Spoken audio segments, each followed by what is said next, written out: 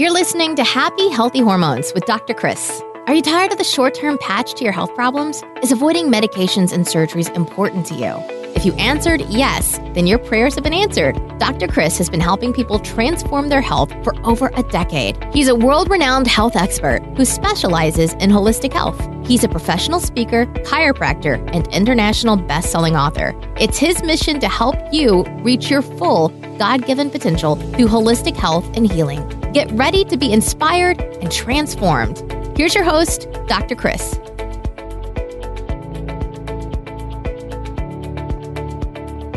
Hello, everyone, and welcome to the show where disease takes a dive and people come to thrive. Today, we have Evan DeMarco. He's a sports medicine and nutrition expert, published author, public speaker, and frequent guest on television, radio, and other digital platforms.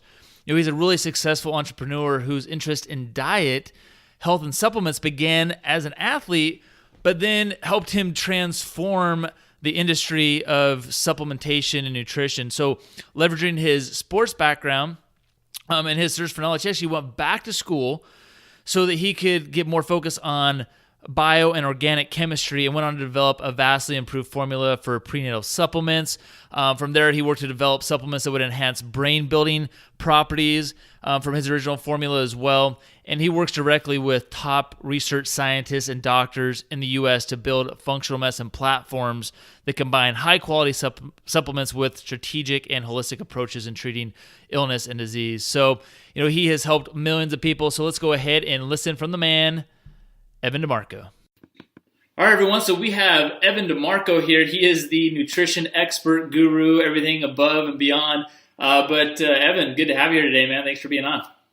Thanks so much for having me. Appreciate it. Absolutely, man. Now, I really want everyone to know your story of really what got you into being in the sports medicine field, being that expert, nutrition expert, and just everything you've cultivated up to this point, and being that go-to person in understanding what really allows the body to function and heal through the nutrients we have. So, yeah, can you share your story with us? Yeah, it's a really long story, so I'll try to condense. That's cool. We got some time. As I can. But, sports had always been the biggest part of my life growing up. I played sports, everything you could think of, got into high school, got into college, and sports was always the background. It was something that I was passionate about and wanted to do. And in doing that, I really got to understand the benefits of proper nutrition, of weightlifting, of really all of the elements that go into health and wellness. And I was on a baseball scholarship, tore my shoulder up, lost my ride. So I actually ended up going the complete opposite direction of sports and becoming an investment banker. Went from polyester baseball pants to a three-piece suit and tie. And it was something that I thought I wanted, but it was one of those things that every time I put that tie on in the morning, I think part of my soul died. I was just so far away from what I was passionate about. And so, did that for a number of years and ultimately just recognized that I have to get out of this and get back into something that really fulfills me. So I had an opportunity to run a sports nutrition company, and I was doing it more from the business side, and I took that. But then I got into it and I'm like, wow, this is what I'm passionate about. This is what I love. I didn't have the background to really get in the lab and start creating products and to fundamentally understand what I was creating and what I was selling, how that would impact people's lives. So then I went back to school and started studying all the fun stuff, the biochemistry, the organic chemistry, the stuff that really no one likes. Absolutely. But I was loving it. So I was going to school at night and I would just learn all of this stuff from a theoretical application. And I would take that stuff into the lab the next day and start working with the lab guys. And they hated me, literally hated me, because I was just asking all these questions. Can we do this? Can we do this?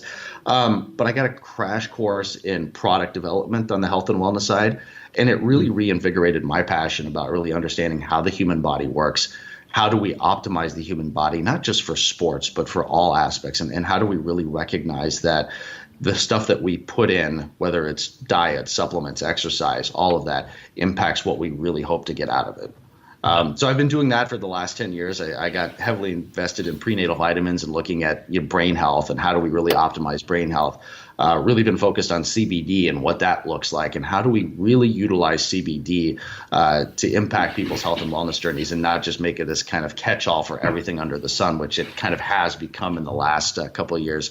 So it's really just been a fantastic journey of taking my passion of helping people achieve their health and wellness goals, and marrying that with all of the science and all of the fun aspects that go into, being a part of this industry. That's awesome. Now, you talked about prenatal, and you really had a focus in there in the beginning of, I don't know if it was the beginning of your path in this realm, but can you share that story with us? Like what made you get into this prenatal realm and helping the brain function and that understanding?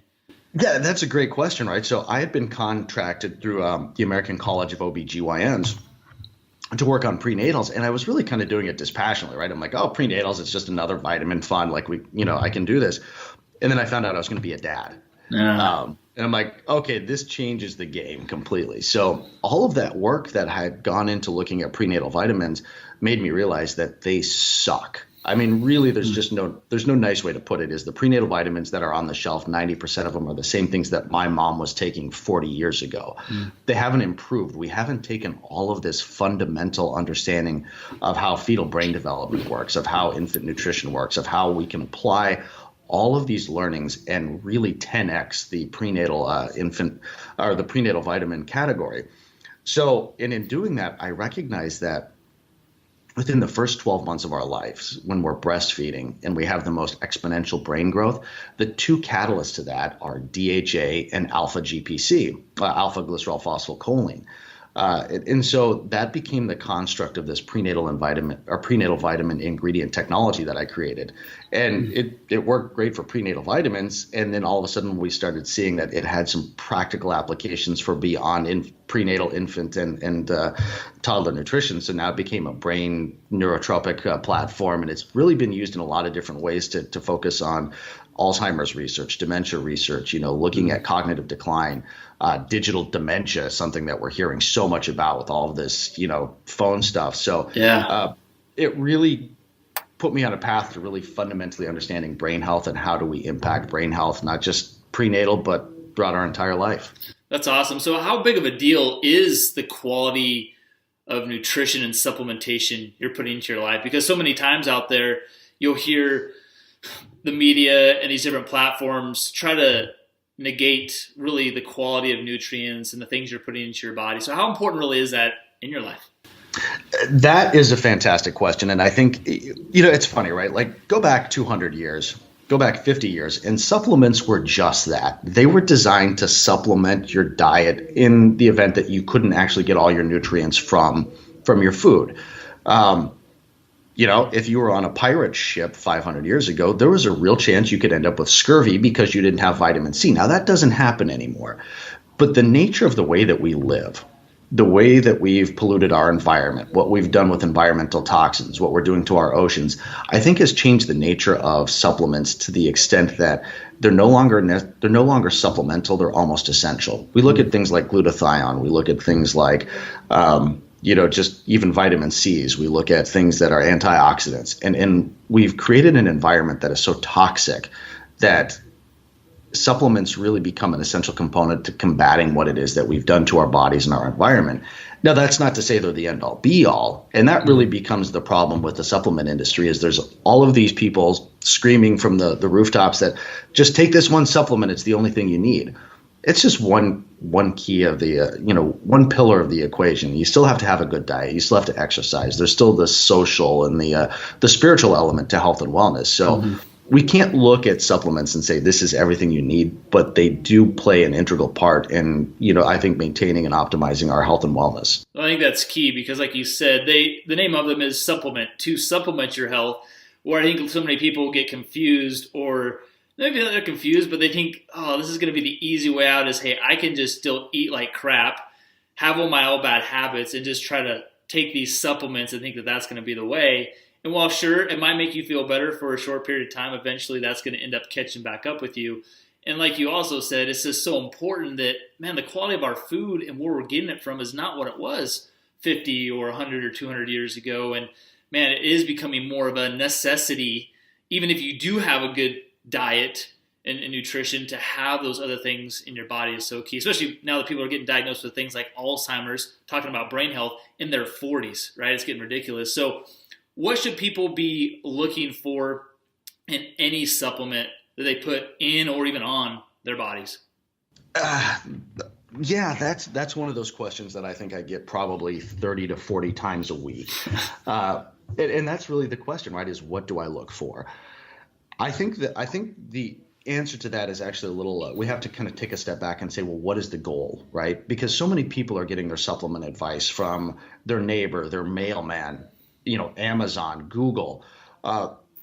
When it comes to supplements, I think that there has to be a real problem solution approach to it. And the best way to do that is to pair with a good chiropractor, a good, functional medicine doctor who's going to look at diagnostically relevant data and say, this is what you're lacking. Let's look at blood work. Let's look at, the root cause of whatever problem it is that you have, and then apply a supplement regimen to that. So the first thing is why are you taking your supplement? And then when you go from that, then the second step is, well, what supplement do you choose once you recognize a deficiency in that one? My big thing is sometimes cost really is the driving factor. If you're going to go to Costco and buy your, 12-year supply of fish oil for $4, there's going to be the recognition that you're not going to get the best product there. So when it comes to tackling our health and wellness, there is the recognition that sometimes the cost is the driving factor in the quality. Made in China scares me. I want to look at pharmaceutically licensed raw materials. I want to see something that's an active pharmaceutical ingredient. I want to see all of the certifications on a label, NSF, USP, NSF for sport. So oftentimes you're going to find those in what we call the practitioner brands, the Designs for Health, the Omax, the Metagenics, products that are a little pricier, but come from a good quality source. No, that's so key, because like anything in our life, we get what we pay for, right? If you're going to get, the import car from someplace in the depths of China, like versus a Lamborghini, there's a difference. You get a different quality product there for sure, right? And so that's key. Now, when people look at their supplements, there's things you get from maybe a doctor prescribed supplementation, and there's maybe things you can get from maybe something like a Dr. Axe or something like that, right? Where there's an organic source. So is the organic component as important when you're getting into pharmaceutical grade active condition dosing versus the person who, hey, they don't need anything for like an active condition. They're not trying to do the functional medicine route, but they're just trying to keep their nutrition up. Like, what's the difference there, and what should they be looking for? I talk about fish oil a lot, and kind of being the fish oil guy, and I think that this is a perfect example, right? So we look at how fish oil comes to market. And there's a great story behind this. So most fish oil comes from anchovies and sardines caught off the coast of Chile and Peru. And from there, they're taken to a fish factory and literally just pressed, right? So now you have this fish oil and this fish meal. That fish oil is called crude oil, or 1812. And that 1812 is really indicative of the EPA and DHA concentration, 18% EPA, 12% DHA, for a total of about 30% omegas. And that's where the bulk of all fish oil in the market comes from. Now, what happens from that point on is what differentiates the quality. So when we see that fish oil will go to a factory and then they'll remove the remaining 70% of the pro-inflammatory omega-6, the SAT fats, all of the bad fats, that level of concentration will determine whether or not it's a pharmaceutical grade or whether or not it's something you're going to buy at Costco. Mm-hmm. So when it comes to something like polyunsaturated fatty acids, where we know there's a real inherent benefit, going for that high pharmaceutical grade 90% concentrate, absolutely. Now, if you're not getting enough vegetables in your diet or fresh fruits and vegetables, getting just a organic whole food, whole plant-based multivitamin, you don't have to go crazy on that one. I think just recognizing where your deficiencies are and going after it that way, you're going to be okay spending a $20 to $30 on a multivitamin versus 60 or 70 from some of those more expensive pharmaceutical type of products. Gotcha. That makes perfect sense. So like, what are some of the things that most people don't know about things like you mentioned the box store supplements, like the 12-month supply of omegas. So like, what are some of the things that people don't really think about that are inside of those supplements that they just probably shouldn't be putting in their body, that they should be trying to avoid? Well, and most of it's going to be the fillers, right? It's the things, the excipients, the fillers, the stuff that go into those. Now, there's a couple schools of thought, right? In manufacturing, sometimes you have to have those. There is this recognition that flow rate variability, bulk density, all the things that allow a manufacturer to put something into a capsule. Sometimes you need those fillers, and anyone who tells you differently is quite frankly uninformed. There comes a component of making a supplement where there are some essential pieces to that maybe those are stuff that we don't like. But as we're starting to understand technology, we're starting to move towards better technology. A lot of those fillers become things that can be organic. They can be a little more healthier. So just recognize that there's going to be a couple things on the back of your label that you may not be crazy about, and it's not going to kill you. There's going to be a net positive benefit to taking those supplements, even if they have some of the fillers in there. But you should definitely look at it, right? And I think at the end of the day, if it looks healthy, and there might be a couple things like cellulose, perfect example, right? I mean, gelatin, bovine gelatin, it's going to be in there. It's not a big deal. If you start seeing things that you're really not understanding, don't be afraid to ask. Don't be afraid to look at that and say, well, what is really the necessity of putting this in here? And oftentimes, if you do that, you're going to find out, well, that was a cheap way to manufacture this product. So then we're always kind of back to that cost benefit analysis. If it might be $30, $40, $50 as a supplement, regardless of what it is, there's a good chance that not only does it have better raw materials, but better manufacturing that goes into it. Well, I have this question for you then, because, when I'm talking to our patients, we're talking about food and looking at packaged foods. They say, hey, if it has the rule of thumb, it's kind of like if it has 5 ingredients or more, then be wary, right? If you're not understanding that, be wary. So with supplements, when you're looking at the other ingredients, is that a safe rule to follow? Like, hey, if you see more than 5 other ingredients, is that something to be wary of, or should it be less or more than that? That's actually a fairly solid rule of thumb, right? Because if you're looking at your supplement facts panel, all the stuff that you need to know is in there. So your other ingredients are the things those are your fillers, those are your excipients, those are the manufacturing components of that. Most of the time, if it comes in a soft gel form, you should be able to see gelatin, whatever the source of that is, and maybe something like an MCT or a phosphatidylcholine or something that allows that machine to pump that liquid into that soft gel. Same thing is true with tablets or soft or capsules. Same thing. It's just if those other ingredients, if the number of other ingredients are more than what's in the supplement facts panel, run away. Absolutely. I think the other thing, too, that's really important to understand of that difference is the dosage. I feel a lot of times people are taking these supplements and say, hey, I'm doing good things. I'm taking omegas and vitamin D. But then you look at the dosage, and it's such a small dosage, and they think they're getting a good deal because they didn't pay very much for it as well. But they're not even getting like a clinical dose that will even do that much.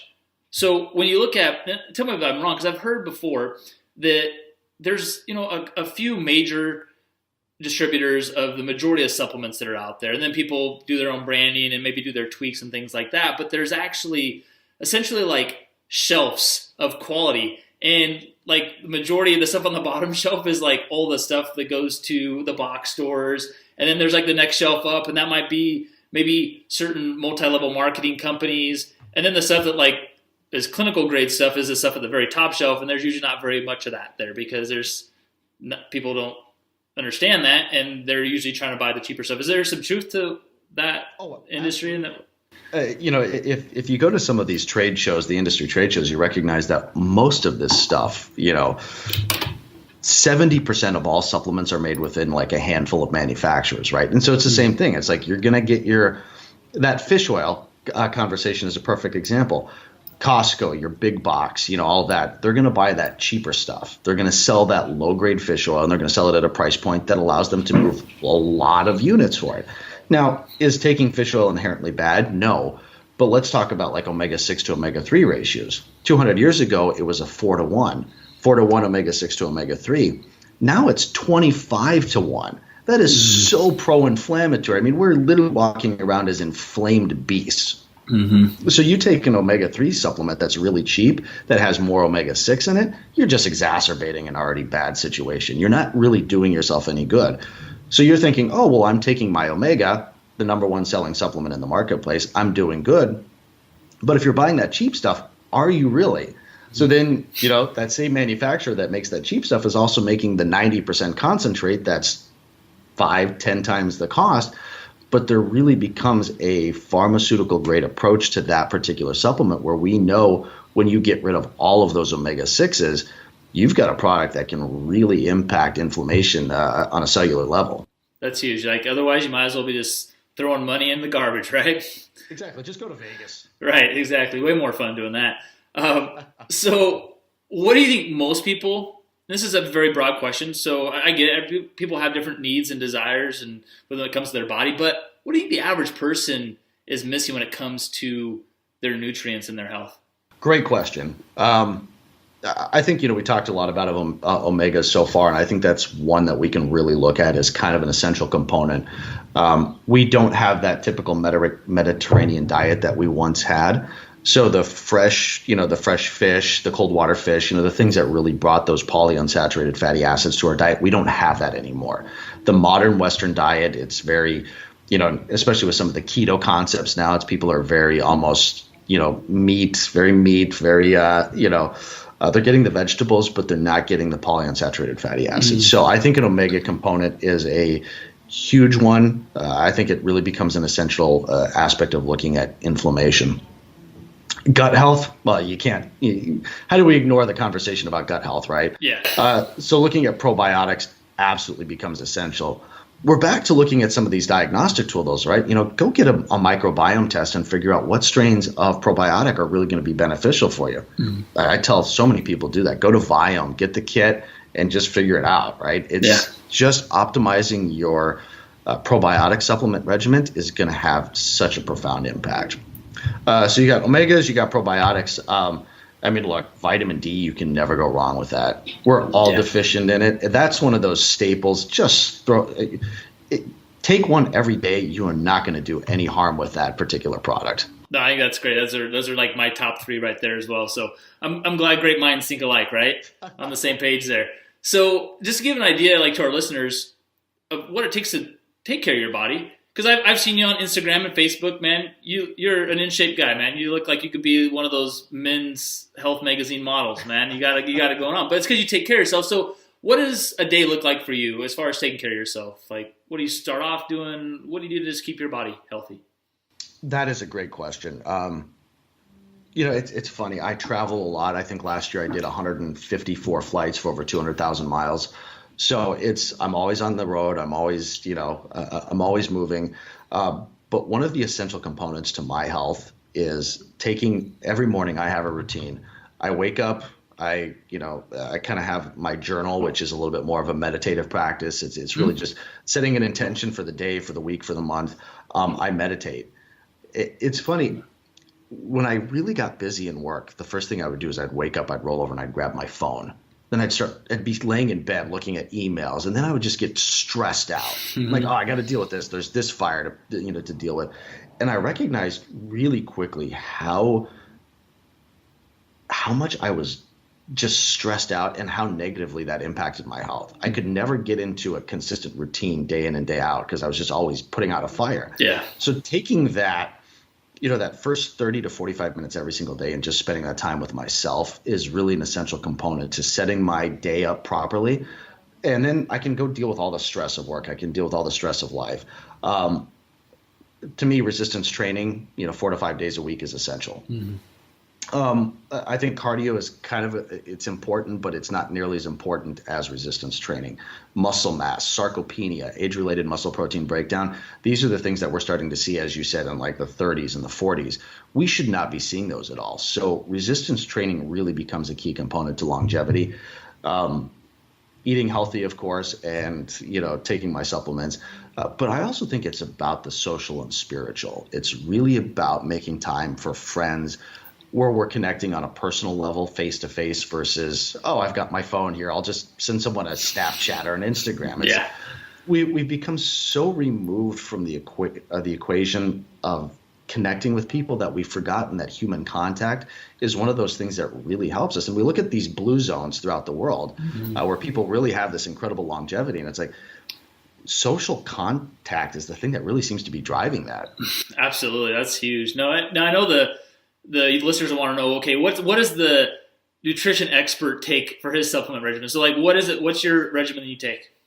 So I take my cognitive boost product, the Alpha and Omega, DHA, GPC. That's an essential component. I do take a daily probiotic. I take vitamin D, curcumin and CoQ10. I'm really big fans of those. And then I cycle off though. So I have a really unique thing where I love to fat cycle. With an Omega, I'm on it for 6 weeks, then I take 2 weeks off. With anything that's fat soluble, I do that with. And then it's funny, right? Because in this industry, I'm always presented with new products. So I'm always kind of like playing with stuff. Yeah. But those are my core, right? It's like I want a vitamin D, I want a curcumin CoQ10, I want a probiotic, and I want an Omega. Yeah. And I want an Omega that's a phospholipid or bound with a phospholipid, so I know I'm getting the best bioavailability of that. That's awesome. Cool. Now, I know we're starting to run out of time here. So what are some things you're doing right now that people can connect with you, get some of these products you're talking about? So they can reach out to you. And I'll put all your links and stuff on the back end and on the website so people can get contact with you as well. But what can they do? Yes. So I just launched the 30 Days to a Better Brain book, which was a research project I did with Dr. Amy Killen, who's a stem cell doctor. So we've really been looking at longevity, how are stem cells, how are telomeres really impacting, longevity, and how does that impact our brain? So we spent about a year working on this book, and it was a research project on just small things you can do daily to improve your brain health. That's been a fun one. So 30 Days to a Better Brain, check it out on Amazon. I've been doing a lot of product development for companies like Omaxhealth or Designs for Health, really focused on CBD. CBD and sexual health is something I'm really excited about right now. And it's interesting because sexual health, as I've always talked about it in an abstract sense, but as we start to look at sexual health for both men and women, that becomes the canary in the coal mine. As sexual dysfunction kind of takes root, then we can attribute that sexual dysfunction to so many other things: cardiovascular disease, diabetes, just mental dysfunction. So really taking a step back and looking at how that sexual function plays an integral part in our health and wellness has been kind of a fascinating project. So working on a book on that right now, and then looking at CBD as kind of a component to that. But I'm just always on the lecture circuit, running around talking about this type of stuff, writing books, doing the whole 9 yards. So that's awesome. What's the website they can go to look at your products that you have? So right now, like if you go to the Life to the Max blog, and I'll send you this in the show notes, you can find a lot of the content there. Omaxhealth, Designs for Health, a lot of these different companies. So cool. I've got my hand on a lot of different things, so there's a good chance that if you're taking a quality supplement, I might have designed it at some point. Pretty cool to know, right? For sure. That's awesome. Well, hey, and then last question, I ask all my guests here this, and just try to do this in 30 seconds or less if you can, but what does reaching your fullest potential mean to you? Oh, wow. That's a good one. At the end of the day, I think experience is the greatest commodity, right? So for me, I want to live to be 150 and not just sitting on my couch watching TV, but checking as many things off that bucket list as possible. It's like I want to go into the next world knowing that I lived the fullest life surrounded by the most incredible people and had the most incredible experiences with my loved ones as I possibly could. That's beautiful. I love it. So, hey, we appreciate it, Evan. You've been amazing, giving some great insights, some great just action steps for our listeners today. So we appreciate you and everything you're doing for the industry. Oh, my pleasure, man. Thanks for having me. This was awesome. Thanks for listening, and we hope you enjoyed today's episode. Please help more people in reaching their fullest potential and rate, review, and subscribe to this podcast. For show notes and other free resources we mentioned today, go to newedgewellness.com.